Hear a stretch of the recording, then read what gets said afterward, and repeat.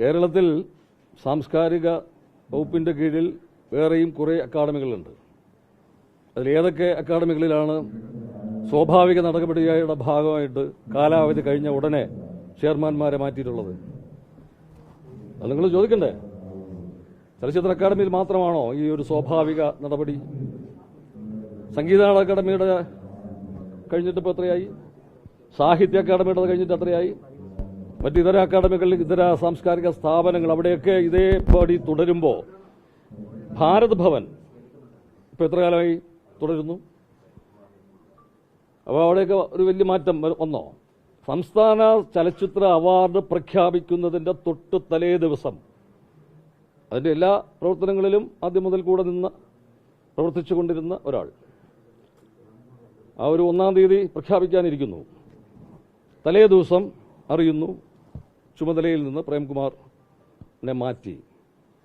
എന്നിട്ട് ഈ 1-ാം തീയതി എന്നുള്ള ഡേറ്റ് മാറ്റിയിട്ട് 3-ാം തീയതിയിലേക്ക് തൃശ്ശൂരിലേക്ക് അത് മാറ്റുന്നു. നിങ്ങൾക്കൊക്കെ അറിയാവുന്നതല്ലേ അത്? തിരുവനന്തപുരത്ത് വെച്ച് പ്രഖ്യാപിക്കാനിരുന്നത് മാറ്റി. അപ്പോൾ ഇതൊക്കെ ഒരു സ്വാഭാവികമായ നടപടി എന്നൊക്കെ അദ്ദേഹം പറഞ്ഞാൽ അത് വിശ്വസിക്കുന്നവരുണ്ടാവും. പക്ഷേ എനിക്കത് വിശ്വസിക്കാൻ ബുദ്ധിമുട്ടുണ്ട്. കാരണം മറ്റെല്ലാ സാംസ്കാരിക സ്ഥാപനങ്ങളിലും ചില പുനഃസംഘടനകളൊക്കെ ഉണ്ടായോ എന്നെനിക്കറിയില്ല. പക്ഷെ ചെയർമാൻ സ്ഥാനത്ത് തൊട്ട് മുമ്പ് അക്കാദമിയിൽ തന്നെ ഇരുന്ന മുൻ എനിക്ക് തൊട്ട് മുമ്പിരുന്നല്ല, അതിനൊക്കെ മുമ്പിരുന്നത് എത്രയാണ് അവരുടെയൊക്കെ ഒരു കാലാവധിയായിരുന്നു നിങ്ങൾ തിരക്കണ്ടേ? വൈസ് ചെയർമാൻ എന്നുള്ള നിലയ്ക്ക് ഏതാണ്ട് ഒരു 2.5 വർഷത്തോളം കഴിഞ്ഞു. അപ്പോൾ വേണമെങ്കിൽ കാലാവധി കഴിഞ്ഞു എന്ന് പറഞ്ഞ് തന്നെ മാറ്റാമായിരുന്നല്ലോ ആ കാലാവധി പൂർത്തിയാക്കിയപ്പോൾ. പിന്നീട് ഒരു പ്രത്യേക സാഹചര്യത്തിൽ, അത് ശ്രീമാൻ രഞ്ജിത്ത് എൻ്റെ പ്രിയപ്പെട്ട സുഹൃത്താണ്, അദ്ദേഹം പിന്നെ ആ പദവിയിൽ നിന്ന് മാറിയപ്പോൾ ഒരു പ്രത്യേക സാഹചര്യത്തിൽ നിരവധി പേർ ഈ ഒരു സ്ഥാനത്തിന് വേണ്ടിയിട്ട് അങ്ങനെ ഒരു ഇത് വന്നപ്പോൾ ഒരു സമവായം പോലെ എന്നാൽ പിന്നെ പ്രേംകുമാർ തുടരട്ടെ എന്ന് തീരുമാനിക്കുകയായിരുന്നു. അത് ചെയർമാൻ്റെ ചുമതലയിൽ തുടരട്ടെ. അത് വെറുതെ അങ്ങ് തീരുമാനിച്ചതില്ല. അതുവരെയുള്ള വൈസ് ചെയർമാൻ എന്നുള്ള രീതിയിലുള്ള പ്രവർത്തനത്തിൻ്റെ മികവ് കൂടി പരിഗണിച്ചിട്ടാണ് ആ ഒരു തീരുമാനത്തിലേക്ക് ഗവൺമെൻറ് എത്തിയതെന്നാണ് ഞാൻ മനസ്സിലാക്കുന്നത്. പിന്നീട് 1 വർഷത്തോളം പ്രവർത്തനങ്ങൾ നടത്തി. കഴിഞ്ഞ 29ാമത് IFFK ഉൾപ്പെടെ, സംസ്ഥാന ഫിലിം അവാർഡ് ഉൾപ്പെടെ ഏറ്റവും നന്നായി എന്നാണ് പൊതുസമൂഹവും മാധ്യമങ്ങളും സിനിമാ മേഖലയും ഒന്നടങ്കം എല്ലാവരും പറഞ്ഞത്. അതിനിടയ്ക്കാണ് ഞാൻ കഴിഞ്ഞ ദിവസം പറഞ്ഞതാണ് ഈ കാര്യങ്ങളൊക്കെ. നമ്മുടെ സിനിമ അവാർഡിൻ്റെ നിർണ്ണയം നടക്കുന്നു, IFFKയുടെ 30ാമത്തെ എഡിഷൻ്റെ ഒരുക്കങ്ങൾ നടക്കുന്നു, അക്കാദമിയുടെ മറ്റ് പ്രവർത്തനങ്ങളെല്ലാം ഇങ്ങനെ വളരെ തകൃതിയായിട്ട് നടക്കുന്നു. ചലച്ചിത്ര നയരൂപീകരണ സമിതി അംഗം കൂടിയായിട്ട് ഗവൺമെൻറ്റിനെ നിയമിച്ചിട്ടുണ്ട്. അതിൻ്റെ പ്രവർത്തനങ്ങൾ നടക്കുന്നു. ഞാൻ ഇന്നലെ പറഞ്ഞതാണ്, എല്ലാ സംഘടനകളുമായും എല്ലാ വ്യക്തികളുമായും എല്ലാം നേരിട്ട് ചർച്ച നടത്തിയ, അതിനകത്ത് എനിക്ക് തോന്നുന്നു മറ്റാരെങ്കിലും അങ്ങനെ ഉണ്ടോ എന്ന് എനിക്കറിയില്ല, എല്ലാ ഇതിലും പങ്കെടുത്ത ആൾ ഞാനാണ്. ഈ ചലച്ചിത്ര മേഖലയിലെ ചലച്ചിത്ര പ്രവർത്തകരുടെ മുഴുവൻ പ്രശ്നങ്ങളും നേരിട്ട് കേട്ട ആളാണ് ഞാൻ. അവരെല്ലാം ഞാൻ കൂടി ഇരിക്കുമ്പോഴാണ് ഈ മുമ്പിൽ വന്നിരുന്ന എല്ലാവരുടെ പ്രശ്നങ്ങൾ, അതുപോലത്തെ ജൂനിയർ ആർട്ടിസ്റ്റുകൾ എന്ന് പറയുന്ന നമ്മുടെ സപ്പോർട്ടിംഗ് ആർട്ടിസ്റ്റുകൾ മുതൽ പ്രൊഡക്ഷൻ ബോയ്സ് മുതൽ പ്രൊഡ്യൂസർമാർ വരെ, അത് സിനിമാ മേഖല മാത്രമല്ല, ടെലിവിഷൻ മേഖല, ഈ ചലച്ചിത്ര നയം ടെലിവിഷൻ മേഖലയും കൂടി അഡ്രസ് ചെയ്തുകൊണ്ടുള്ളതാണ്. ആ മേഖലയിലെ ഇവരെല്ലാം അതിന്റെ പ്രവർത്തനങ്ങളുമായിട്ട് മുന്നോട്ട് നടക്കുന്നു. കോൺക്ലേവ്, ചരിത്രത്തിൽ ആദ്യമായി ഒരു വലിയ ഒരു ആഘോഷമായി ഗംഭീരമായി നടന്ന കോൺക്ലേവ് സാംസ്കാരിക വകുപ്പിന്റെ, അതിന്റെ ചുമതലയുമായിട്ട് മുന്നോട്ട് പോകുന്നു. ഇതെല്ലാം ഇങ്ങനെ ഒരു പാതി വഴിയിൽ നിൽക്കുമ്പോൾ ഈ സംസ്ഥാന അവാർഡ് നിർണ്ണയിക്കുന്നതിന്റെ തൊട്ട് തലേ ദിവസം അവാർഡ് പ്രഖ്യാപിക്കുമെന്ന് പറഞ്ഞിരുന്ന തീയതി പോലും അടുത്തൊരു 2 ദിവസത്തേക്ക് മാറ്റിവെച്ചിട്ട്, തിരുവനന്തപുരത്ത് നിന്ന് തൃശ്ശൂരിലേക്ക് അത് മാറ്റിവെച്ചിട്ട് മറ്റെന്ത് കാര്യമാണ് നിങ്ങൾ ചോദിക്കൂ? എന്ത് അടിയന്തര സാഹചര്യമാണ് ഈ തലേ ദിവസം ഒരു മുന്നറിയിപ്പുമില്ലാതെ? ഞാൻ ഇന്നലെ പറഞ്ഞു, ഈ നിമിഷം വരെ ഒരു മുന്നറിയിപ്പ് എനിക്ക് കിട്ടിയിട്ടില്ലല്ലോ. പിന്നീട് ഈ വിഷയം ഉണ്ടാകുന്നത് ഇപ്പോഴൊന്നുമില്ല, അതൊരു 5-6 മാസങ്ങൾക്ക് മുമ്പ്, അതിനും ഈ പുറത്താക്കുന്നതിനും 5-6 മാസങ്ങൾക്ക് മുമ്പ് കൊച്ചിയിൽ നടക്കുന്ന സാംസ്കാരിക സംഗമം ഡിസംബറിൽ നടക്കുന്നു. എത്രയോ കോടികളൊക്കെ മുടക്കി മനുഷ്യസ്നേഹവും മാനവികതയും എല്ലാം മുഖ്യ മുദ്രാവാക്യങ്ങളാക്കി നമ്മൾ ഒരു സാംസ്കാരിക സംഗമം, അന്താരാഷ്ട്ര സംഗമം അത് നടക്കുകയാണ്. അതിന്റെ ആലോചനാ യോഗമാണ് സഖാവ് MA ബേബി സഖാവ് നമ്മുടെ അഖിലേന്ത്യാ സെക്രട്ടറിയായിട്ട് ചുമതല ഏറ്റെടുത്തപ്പോൾ സാംസ്കാരിക മന്ത്രിയുടെ സാന്നിധ്യത്തിൽ ഈ അക്കാഡമികളുടെ സാംസ്കാരിക സ്ഥാപനങ്ങളുടെയൊക്കെ പ്രധാനപ്പെട്ട ആൾക്കാരുമായിട്ടുള്ള ഒരു ചെറിയൊരു അനൗപചാരികമായ കൂടിക്കാഴ്ച. അത് മസ്കറ്റ് ഹോട്ടലിൽ ഒരു ബ്രേക്ക്ഫാസ്റ്റുമൊക്കെ ആയിട്ട് ഞങ്ങൾ വളരെ സൗഹൃദ സംഭാഷണം നടത്തുകയാണ്. കാര്യങ്ങളെല്ലാവരും പരസ്പരം അങ്ങോട്ടും ഇങ്ങോട്ടൊക്കെ സംസാരിക്കുന്നു. ഇതൊക്കെ സംസാരിക്കുമ്പോൾ ഞാൻ പറഞ്ഞു, മാനവികതയും മനുഷ്യ സ്നേഹവും സഹജീവി സ്നേഹവും ഒക്കെ നമ്മൾ ഗംഭീരമായ ഒരു ആശയമാണ് നമ്മൾ ലോകത്തിന് മുമ്പിൽ വയ്ക്കുന്നത് ഈ ഒരു അന്താരാഷ്ട്ര സംഗമത്തിൽ. പക്ഷേ ഇത്രയും വലിയൊരു ഗംഭീരമായ ഒരു സംഭവമായിട്ട് നമ്മൾ നടത്തുമ്പോൾ നമ്മളെ പാവപ്പെട്ട കുറേ സ്ത്രീകൾ സെക്രട്ടേറിയറ്റ് നടയിൽ സമരം നടത്തുകയാണ്. അപ്പോൾ അവരുടെ സമരം പരിഹരിക്കാൻ അങ്ങ് അഖിലേന്ത്യാ സെക്രട്ടറിയായി തെരഞ്ഞെടുക്കപ്പെട്ടപ്പോൾ അങ്ങ് അതിന് ഇടപെടണം, ഇല്ലെങ്കിൽ അത് സർക്കാരിന് വലിയ ദോഷം ചെയ്യുമെന്ന് വളരെ പോസിറ്റീവായിട്ടുള്ള ഒരു കാര്യമാണ് ഞാനത് പറഞ്ഞത്. അല്ലാതെ അതൊരു സർക്കാരിനെതിരെയുള്ള വിമർശനമൊന്നുമല്ല. അവിടെ ആ സമയത്ത് അവരെല്ലാം അത് വളരെ പോസിറ്റീവായിട്ട് തന്നെയാണ് അത് കണ്ടത്, പ്രതികരിച്ചതുമൊക്കെ. ഞാനൊരിക്കലും ആ ഒരു സമരത്തിന്റെ അതിനോട് ഒരു ഐക്യദാർഢ്യം പ്രകടിപ്പിച്ചുകൊണ്ട് ഏതെങ്കിലും ഒരു പൊതുവേദിയിൽ പോയി പ്രസംഗിച്ചതല്ല. ഇത് വളരെ ഒരു എത്രയും വളരെ സൗഹൃദമായിട്ട് ഈ സംസാരിക്കുന്നത്. പക്ഷെ അവിടെ നിന്ന് ആരോ, എൻ്റെ സഹപ്രവർത്തകരിൽ തന്നെ ആരോ ആ വിവരം വിളിച്ച് മാധ്യമങ്ങൾക്ക് ചോർത്തി കൊടുക്കുന്നു.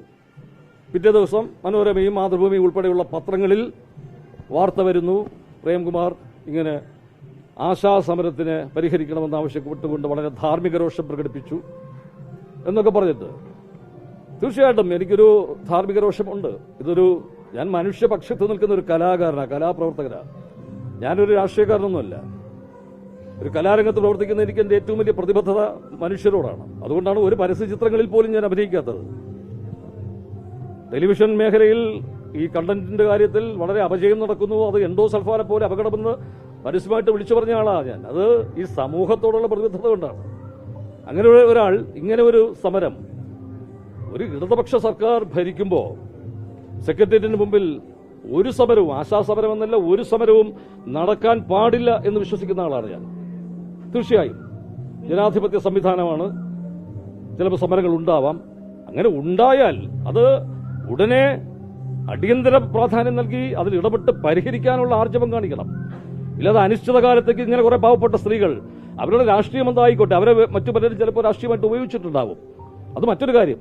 പക്ഷെ അതൊന്നും പൊതുസമൂഹത്തെ കൃത്യമായി ബോധ്യപ്പെടുത്താൻ കഴിഞ്ഞിട്ടുണ്ടോ?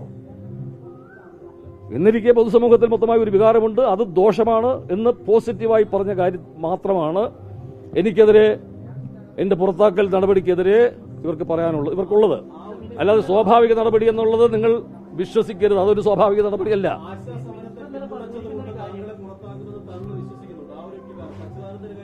അല്ല, അതുകൊണ്ടാണല്ലോ ഇതിപ്പോ ഞാനിത് മറക്കാൻ ശ്രമിച്ചതും മറന്നിരുന്നതുമായ ഒരു കാര്യമാണ്. പക്ഷെ കഴിഞ്ഞ ദിവസങ്ങളിലൊക്കെ ഈ മാധ്യമ സുഹൃത്തുക്കൾ ചോദിച്ചു, ഇങ്ങനെ സാഹിത്യ അക്കാദമി ചെയർമാൻ സ്ഥാനത്ത് ഇരിക്കുന്ന അദ്ദേഹം ഈ ഗവൺമെന്റിനെതിരെ തുടർഭരണം പോലും ഇവിടെ പാടില്ല എന്ന് വളരെ ഗുരുതരമായ ആരോപണം ഉന്നയിച്ചിട്ടും അദ്ദേഹം ഇപ്പോഴും ഈ സ്ഥാനത്ത് തുടരുന്നു. താങ്കളോട് കാണിച്ചത് ഒരു അനീതിയല്ലേ എന്ന് പല സുഹൃത്തുക്കളും ചോദിച്ചപ്പോഴാണ് ഞാനും ഒന്ന് ആലോചിച്ചു.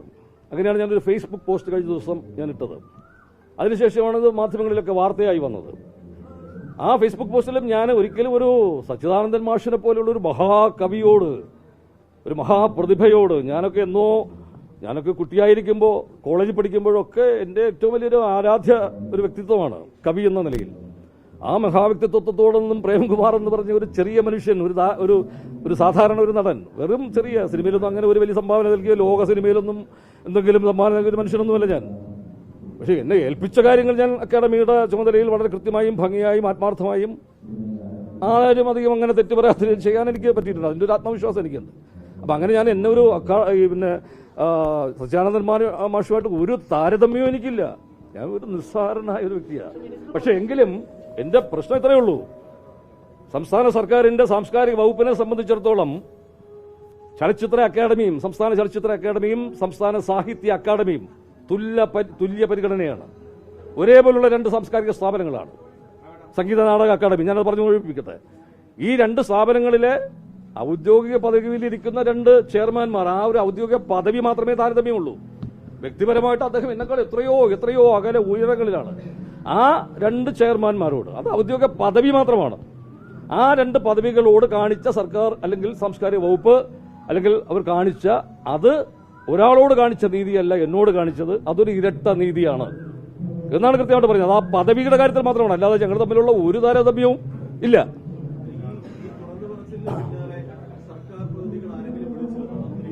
ഞാൻ പറഞ്ഞല്ലോ 6 മാസത്തോളമായി, 6 മാസം ആകുന്നു എന്നെ അവിടെ നിന്ന് പുറത്താക്കിയെന്ന് തന്നെയാണ് ഞാൻ പറയുന്നത്. ഒരു കാരണവുമില്ല. എന്റെ പ്രവർത്തനം അവിടെ ഈ ഒരു വർഷം ചെയർമാനായിരുന്നപ്പോഴോ അതിന് തൊട്ട് മുമ്പോ അത് മോശമായിരുന്നെങ്കിൽ നിങ്ങൾ പറയൂ, മാധ്യമങ്ങൾ പറയൂ. നിങ്ങളൊക്കെ ഈ IFFKയും അതുപോലെ അവിടെ അവാർഡ് നൈറ്റും ഒക്കെ നിങ്ങൾ കണ്ടിട്ടുള്ളതല്ലേ.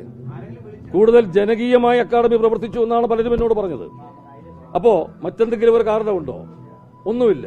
എന്നിരിക്കെ വളരെ നിസ്സാരമായി, വളരെ ലാഘവത്തോട്, ഒരു ഒരു ഒരു നീതിയും ഇല്ലാതെ, ഒരു അറിയിപ്പ് പോലും നൽകാതെ എന്നോടൊപ്പം പ്രവർത്തിച്ച സഹപ്രവർത്തകരോട് ഒരു നന്ദി പറയാൻ പോലുമുള്ള അവസരം നിഷേധിച്ചുകൊണ്ട് ഇവിടെ നിന്ന് പുറത്താക്കുമ്പോൾ ഞാനതൊന്നും പ്രതികരിക്കാതെ വളരെ അടങ്ങി ഒതുങ്ങി പാഞ്ഞോട്ടിരുന്ന ആളാണ്. ഈ 6 മാസക്കാലം പുറത്താക്കിയതിനു ശേഷം ഒരു വ്യക്തിയും പാർട്ടിയിൽ നിന്നോ ഗവൺമെന്റിൽ നിന്നോ ഏതെങ്കിലും ഒരു സ്ഥാപനത്തിൽ നിന്നോ എന്നെ വിളിച്ചിട്ടില്ല, അറിയിച്ചിട്ടില്ല. ഒന്നും വേണ്ട. കഴിഞ്ഞ ദിവസം എന്റെ നാട്ടിൽ കഴക്കൂട്ടം എന്ന് പറയുന്ന ഞാൻ ജീവിക്കുന്ന, ജനിച്ചു വളർന്ന, ഞാൻ സിനിമയ്ക്ക് വേണ്ടി നാട് വിട്ട് എവിടെയും പോയിട്ടുള്ള ഒരാളല്ല. ഞാനിപ്പോഴും കഴക്കൂട്ടത്ത് ജീവിക്കുന്ന ഒരാളാണ്. എന്റെ നാട്ടിൽ എന്റെ തൊട്ടപ്പുറത്ത് ഒരു പരിപാടിക്ക് മുഖ്യമന്ത്രി വന്നിരുന്നു. ആ മുഖ്യമന്ത്രി വരുന്ന പരിപാടി പോലും എന്നെ അറിയിച്ചില്ല. ആ പരിപാടിയുടെ സംഘാടക സമിതി രൂപീകരിക്കുമ്പോൾ അതിനെക്കുറിച്ച് ഒരു അറിയിപ്പ് എനിക്ക് തന്നില്ല. ഞാൻ ഈ സാംസ്കാരിക മേഖലയിൽ പ്രവർത്തിക്കുന്ന ഒരു ചെറിയ ഒരു പ്രവർത്തകനെങ്കിലും അല്ലേ ഒരു സാംസ്കാരിക സ്ഥാപനത്തിന്റെ തലപ്പത്തിരുന്നതൊക്കെ ഉള്ളത് മാറ്റിവെക്കൂ. പക്ഷെ ഇങ്ങനെയുള്ള ഒരാളെ ഒന്ന് അറിയിക്കണ്ടേ? സംഘാടക സമിതിക്ക് പോലും ആ പരിപാടിക്ക് എന്നെ പങ്കെടുപ്പിക്കണ്ടേ? ഒന്നും വേണ്ട. കൊച്ചിയിൽ നടന്ന സാംസ്കാരിക സംഗമം, അതിന്റെ ഇതാണല്ലോ ഞാൻ പറഞ്ഞു തുടങ്ങി. അതിന്റെ ഒരു ആലോചന യാഗത്തിലാണ് ഞാൻ ഈ ആശാസമരത്തിന്റെ ഒരു ഇതിനെക്കുറിച്ച് പറഞ്ഞത്. ആ സംഗമത്തെക്കുറിച്ച് എനിക്കൊരു അറിയിപ്പ് തന്നില്ലല്ലോ. ആ സംഗമത്തിലേക്ക് എന്നെ ക്ഷണിച്ചില്ലല്ലോ. എനിക്കൊരു ഔദ്യോഗിക യാത്ര ഇപ്പൊ ഒന്നും ഈ അക്കാദമിയിൽ നിന്ന് തരേണ്ട കാര്യമില്ല. ഇനി മറ്റൊന്നുകൂടിയുണ്ട്. ഇപ്പൊ ഇവരെല്ലാം പറഞ്ഞല്ലോ ഈ സ്വാഭാവിക നടപടികളുടെ ഭാഗമായിട്ട് ഇങ്ങനെ നിങ്ങളെ മാറ്റി. ചലച്ചിത്ര അക്കാദമി, അവിടെ ആ ഒരൊറ്റ സ്ഥാപനത്തിന്റെ കാര്യം മാത്രം എടുക്കാം. അക്കാദമിയുടെ സെക്രട്ടറി ഇപ്പോ എത്ര കാലമായിട്ടാണ് ആ പദവിയിൽ തുടരുന്നത്? ഈ സ്വാഭാവിക നീതി, സ്വാഭാവിക നടപടി എന്ന് പറയുമ്പോൾ അങ്ങനെ മാറ്റുമ്പോൾ എല്ലായിടത്തും ഒരു മാറ്റം ഉണ്ടാവണ്ടേ? അപ്പൊ ഈ ചലച്ചിത്ര അക്കാദമി ചെയർമാൻ എന്നുള്ള സ്ഥാനത്ത് ഒരു വർഷം ഇരുന്ന എന്നെ മാത്രം തിരഞ്ഞു പിടിച്ച് എന്ത് ന്യായത്തിലാണ് ഇത് മാറ്റിയത്? അല്ല, ഇത് നിങ്ങൾ മാധ്യമങ്ങൾ ചോദിക്കേണ്ട ചോദ്യമാണ്. മന്ത്രിയോട് ചോദിക്കണം.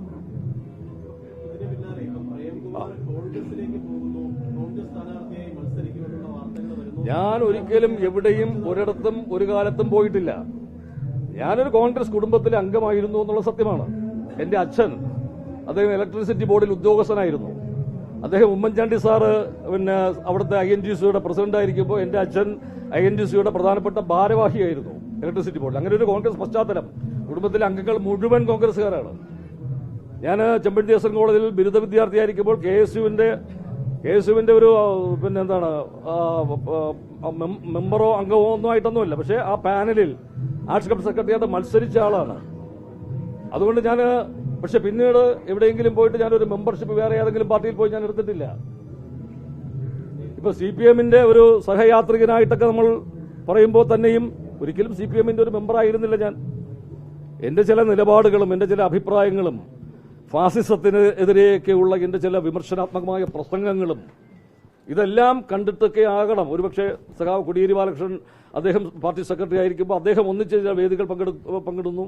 അന്ന് എന്റെ ചില ലേഖനങ്ങൾ ദേശാഭിമാനി ഉൾപ്പെടെയുള്ള പത്രങ്ങളിൽ എഡിറ്റോറിയൽ പേജിൽ വരുന്നു. ഇന്ധന വില വർധനവിന് എതിരെ, കർഷക സമരത്തിന്, അങ്ങനെയുള്ള ലേഖനങ്ങൾ കാണുന്നു. അപ്പോൾ ഇങ്ങനെ ഉള്ള ഈ മേഖലയിൽ നിന്നൊരാൾ നമ്മുടെ ഓരോ ആശയങ്ങളോടുമായി യോജിച്ചു നിൽക്കുന്ന ആളെന്നൊക്കെ ഉള്ള ഒരു പരിഗണനയിലാകാം അദ്ദേഹം എന്നോട് ഈ ഒരു വൈസ് ചെയർമാൻ സ്ഥാനത്തേക്ക് വരണമെന്ന് ആവശ്യപ്പെടുന്നു. അങ്ങനെയാണ് ഞാൻ അതിലേക്ക് വന്നത്. ഇതുവരെ അങ്ങനെ ഒരു ചർച്ചയോ അങ്ങനെ ഒരു കാര്യങ്ങളൊന്നുമില്ല. അതുപോലെ എന്റെ ഒരു ഇതിൽ അങ്ങനെ ഏതെങ്കിലും ഒരു രാഷ്ട്രീയ പാർട്ടിയിൽ അംഗത്വം എടുത്ത് അവിടെ ഇങ്ങനെ അവരുടെ ഒരു ചട്ടക്കൂടിൽ നിന്ന് അതൊന്നും എനിക്ക് പറ്റുന്ന ഒരു രീതിയുമല്ല. എനിക്ക് സ്വതന്ത്രമായി എന്റെ അഭിപ്രായങ്ങൾ നിർഭയം സ്വതന്ത്രമായി എവിടെയും പറയാനുള്ള ആ ഒരു ആർജവത്തോടുകൂടി അതിനുള്ള സ്വാതന്ത്ര്യത്തോടുകൂടി എപ്പോഴും നിൽക്കണമെന്ന് ആഗ്രഹിക്കുന്ന ഒരാളാണ്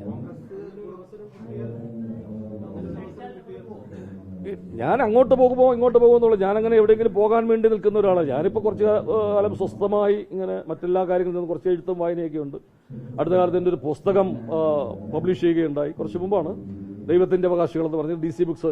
അതിപ്പോൾ 6ാമത്തെ പതിപ്പിൽ കിടക്കുന്നു, വന്നിട്ടുണ്ട് 6ാമത്തെ പതിപ്പിലേക്ക്. അപ്പോൾ ഇങ്ങനെയൊക്കെയുള്ള കുറേ സാംസ്കാരിക പ്രവർത്തനങ്ങളും എഴുത്തൊക്കെ ആയിട്ടാണ് ഞാൻ, അതിലൊക്കെയാണ് എനിക്കൊരു താല്പര്യം. അല്ലാതെ രാഷ്ട്രീയ പ്രവർത്തനം എൻ്റെ ഒരു മേഖലയായിട്ട് ഞാനിപ്പോൾ കാണുന്നില്ല. പിന്നെ ഞാൻ ഞാൻ ഒരിക്കലും മുൻകൂട്ടി തീരുമാനിച്ചെന്തെങ്കിലും അങ്ങനെ ജീവിതത്തെ സമീപിക്കുന്ന ഒരാളല്ല. ഞാൻ തീരുമാനിച്ചതും ആഗ്രഹിച്ചതും ഞാൻ വിചാരിച്ചതുമൊക്കെ ആയിട്ടുള്ള കാര്യങ്ങളല്ല എൻ്റെ ജീവിതത്തിൽ സംഭവിച്ചിട്ടുള്ളത്. അപ്പോൾ അതിലൊക്കെ അതീതമായി ഞാനൊരു ഉറച്ച ദൈവവിശ്വാസിയാണ്. എൻ്റെ ദൈവസങ്കല്പം എന്ന് പറയുന്നത് ദൈവം സ്നേഹമാണ് എന്നതാണ്. അപ്പോൾ ദൈവവിശ്വാസി എന്നുള്ളതിനൊക്കെ ദൈവനിശ്ചയപ്രകാരം മുൻ നിശ്ചയിച്ച പ്രകാരം എൻ്റെ കാര്യങ്ങൾ ഇങ്ങനെ നടക്കുകയാണ്. അപ്പോൾ നാളെ എന്ത് സംഭവിക്കും എന്ത് സംഭവിക്കില്ല എന്നൊന്നും എനിക്കിന്ന് പറയാൻ പറ്റില്ല. അതൊക്കെ ദൈവനിശ്ചയപ്രകാരം ചില കാര്യങ്ങൾ എൻ്റെ ജീവിതത്തിൽ സംഭവിക്കുന്നു. ഞാൻ അതിനോടൊപ്പം നിന്നു പോകുന്നു, അത്രയേ ഉള്ളൂ. അത് ഞാനിപ്പോഴും എത്രയോ കാലമായിട്ട് പറയുന്ന ഒരാളാണ്. ലോകത്തെവിടെയായാലും ഏത് സമയത്തും 24 വാർത്തകളും ഓഗ്മെന്റഡ് റിയാലിറ്റി പാക്കേജുകളും എക്സ്പ്ലെയിനറുകളും വിശദമായി കാണാൻ ഞങ്ങളുടെ യൂട്യൂബ് ചാനൽ നിങ്ങൾക്ക് സബ്സ്ക്രൈബ് ചെയ്യാം.